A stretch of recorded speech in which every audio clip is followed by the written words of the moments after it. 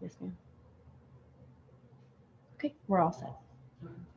Good afternoon, everyone. Welcome to the Audit and Finance Committee meeting for July 2021. Thank you for your patience. We were waiting for a quorum of our committee members. We have quite a few of them that are out today, and so I will call the meeting to order and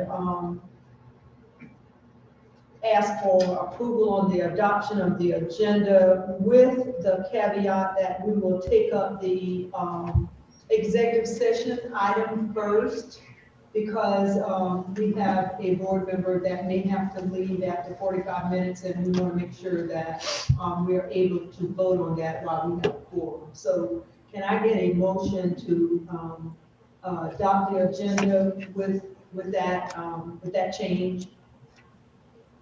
Make a motion. Second. All in favor?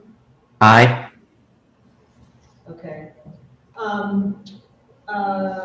So we're going to approve the minutes, and then we're going to executive session. Can I get a motion on the approval of minutes from the June 8th of 2021 meeting? Any corrections, changes? If not, I'll entertain a motion. Make a motion to approve the minutes from the June 8th meeting. Second? Anybody? Second. All in favor? Aye. Okay. Okay, so now I'll entertain a motion to go into executive session. Make a motion to go into executive session.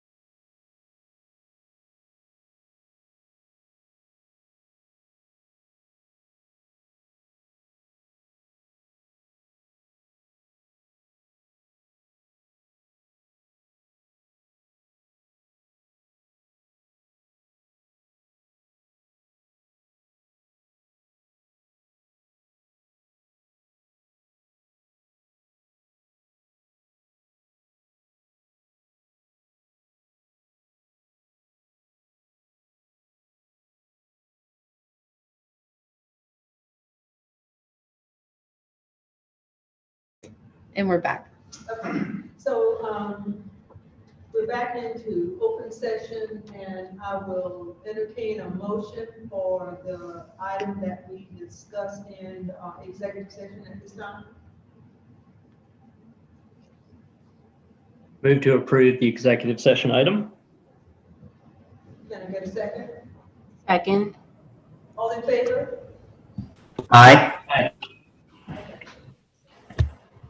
Opposes? Okay, thank you.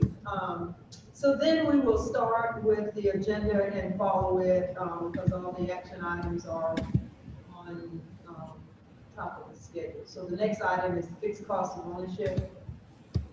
Ms. Campbell?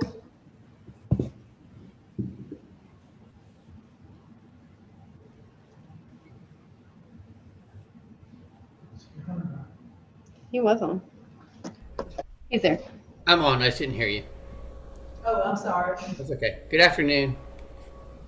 Yeah, we were just making a request to move funds under fixed cost of ownership, $105,000, to the possibility of purchasing 3 vehicles to transport staff from our Bridgeview office here to areas of the county that have become difficult to find staff, which is Mount Pleasant and James Island.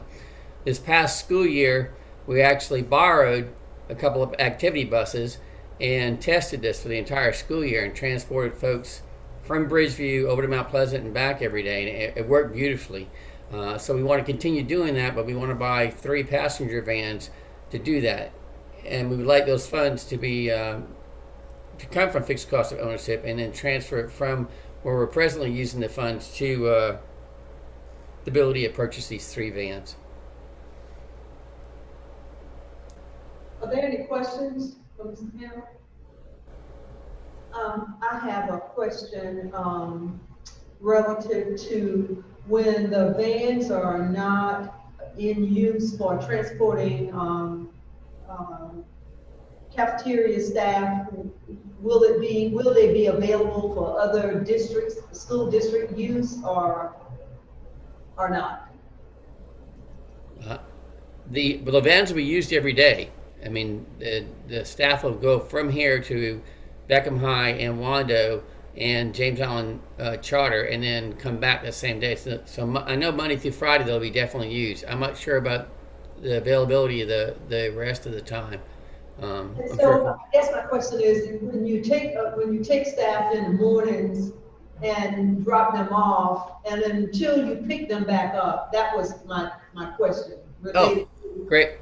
So one of our staff members will actually be driving the vehicle, because a CDL is not required for that size vehicle. So that the vehicle will be at the school. So when they transport the employees over to the school, the vehicle will stay at that school I got you. and then take them. Okay. So the driver is actually an employee. So one of the employees okay, gotcha. Okay. Yes, ma'am.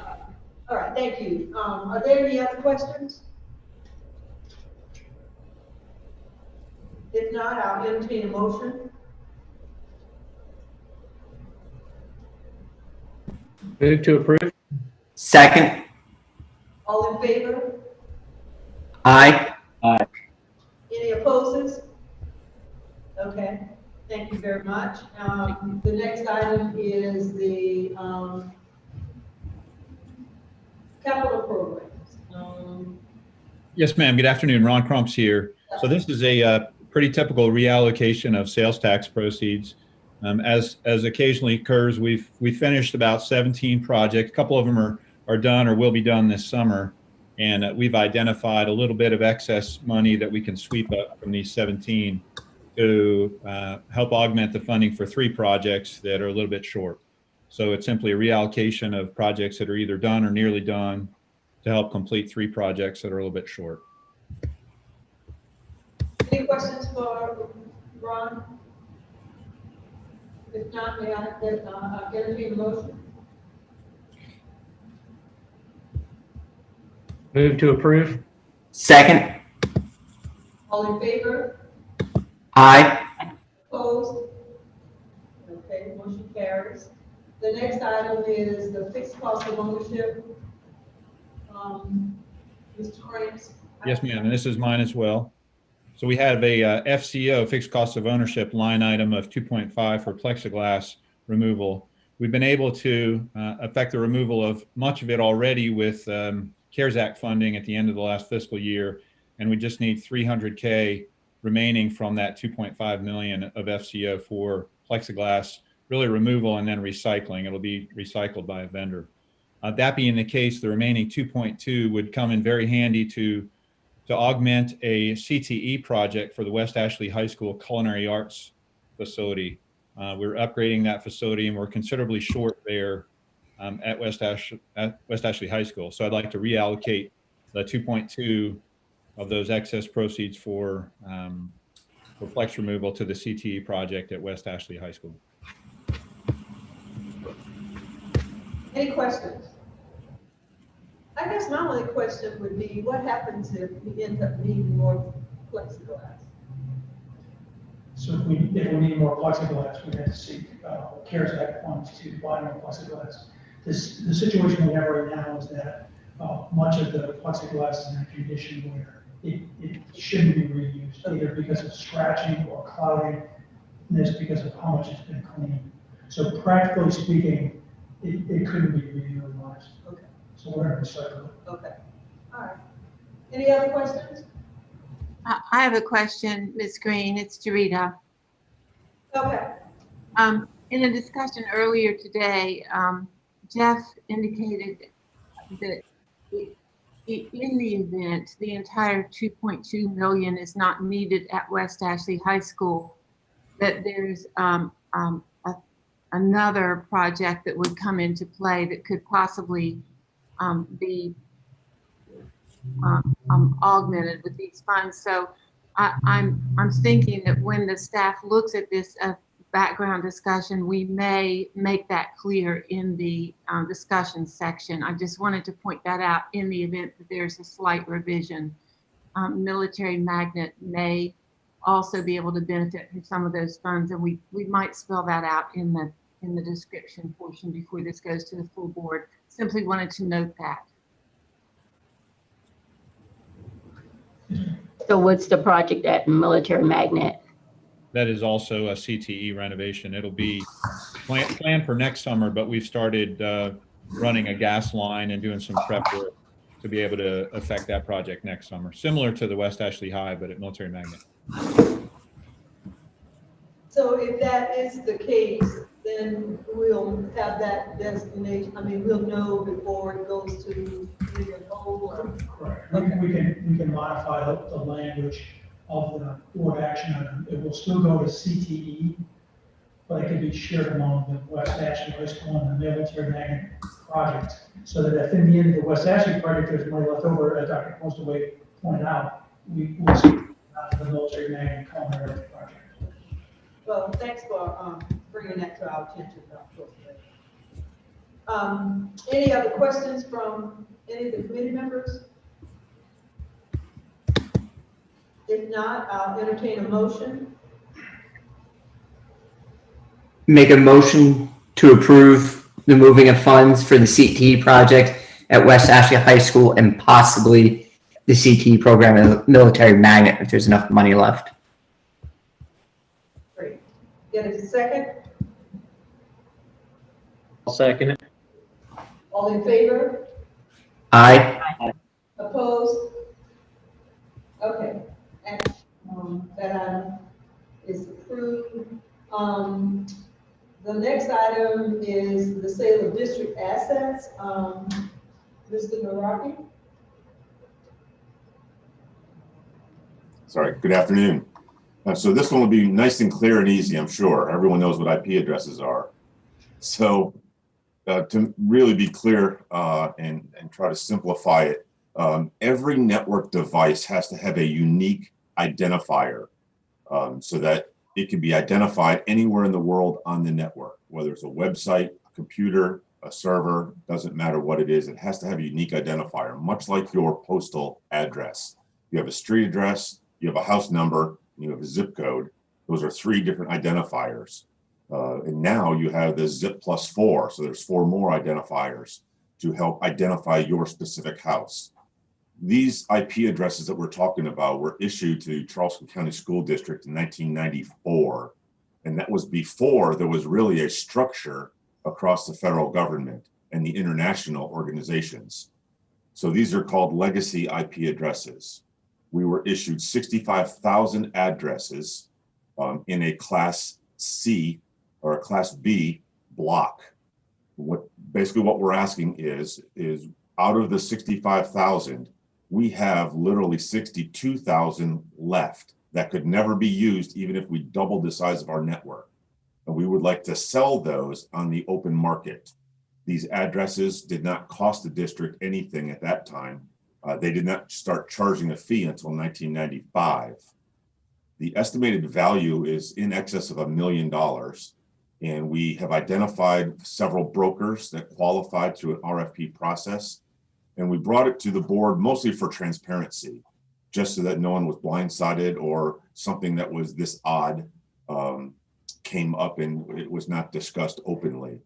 So we would like permission to go forward. Our legal team has blessed the idea. Earlier this year, we presented it to the IT Citizen Oversight Committee, and they unanimously agreed that it was a good idea, and they recognized that it was a real transactional function. And what we would ask is that the money be used to stay within IT to renovate part of Garrett High School, to move the IT staff permanently there and remove us out of this temporary building that we're in. Are there any questions?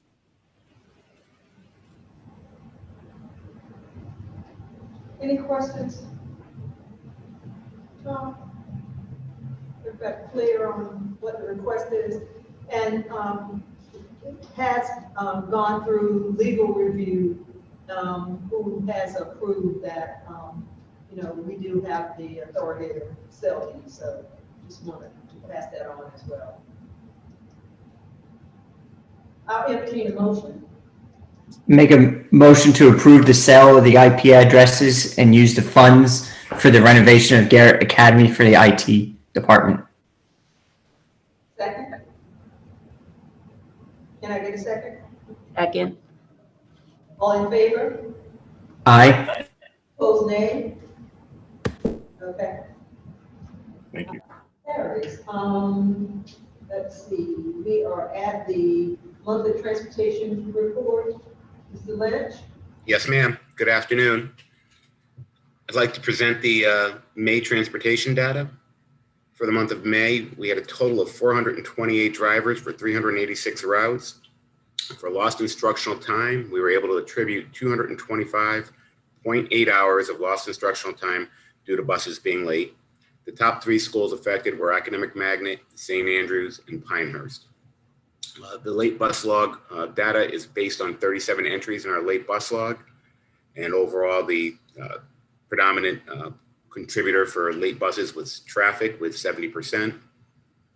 And then we're also looking at traffic and driver related and traffic and substitute drivers. As far as staffing is concerned, they maintained 420 drivers. They're still averaging about 111%, so they're slightly above the 110% contractual requirement for staffing. And in the next monthly, we will present June and do an end of the year report that summarizes transportation data for the year. Any questions? Ron, I assume that with next school year, with us planning to be as close to 100% as we possibly can, we don't anticipate any glitches with driver availability, et cetera, for the next school year. At this time, no, ma'am. I met with First Student today, and I am constantly in contact with them regarding their recruiting efforts and their applicant flow. So right now, things look good. They do realize that next year will be definitely a more challenging school year than this one, as we anticipate transporting hopefully back to at least 21,000 plus students for the next school year. Thank you. Any other questions for Ron? If not, thanks so much. The next item is the monthly capital projects report. Ms. Costello. Thank you, Ms. Green, and good afternoon. I'd like to present the May capital projects report. For the 2017-22 capital program, the revenues for April, the collections were 2.2 million above the 2% cash flow model projections. The expenditures for the month are 8.9 million. For the 2010-2016 building program, the expenditures for May were $219,000. The capital maintenance 8% funding had expenditures of $441,000 for the month. As previously mentioned, our fixed cost of ownership 22 program is in the final months of completion, and we've already kicked off the fixed cost of ownership 22 program, which is going full speed ahead. Are there any questions? Any questions for Ms. Costello? If not, thank you as always. We appreciate it. Thank you. The monthly financial report. Yes, thank you. Ms. Clark.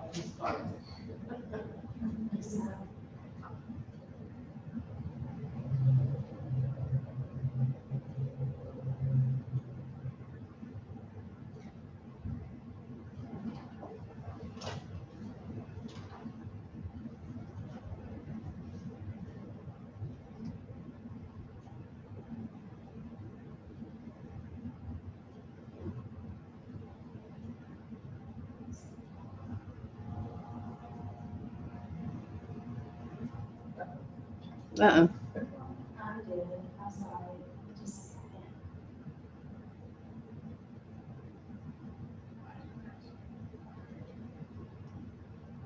Okay, there I am. Yay. So you have for you the May 2021 financial update.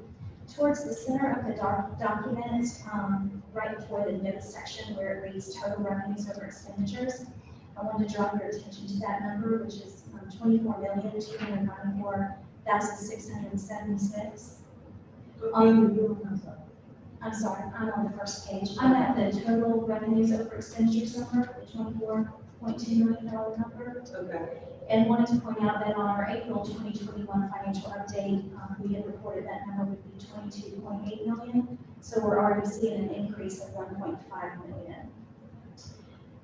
So going back up to the top of the page where the revenues are listed at, and then the third column over where it says estimated year end, that's where I am now. And total projected revenues, we are still projecting those at 572.8 million through June 30th. At this point in time, we are not anticipating any additional local tax revenues or any other revenues from the state. And then the next section is the expenditures section, the third column over where it says estimated year end.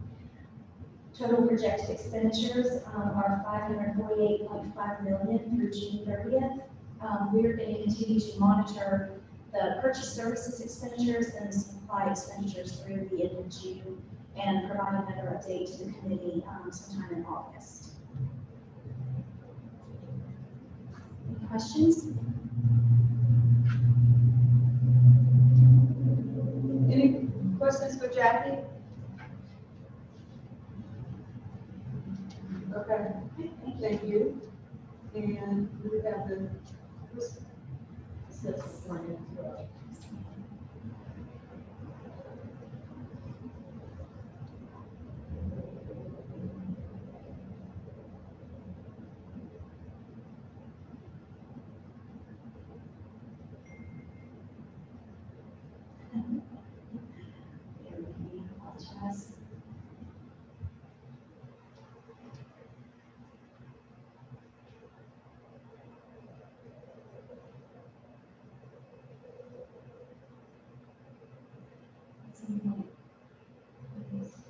by the way, Jackie is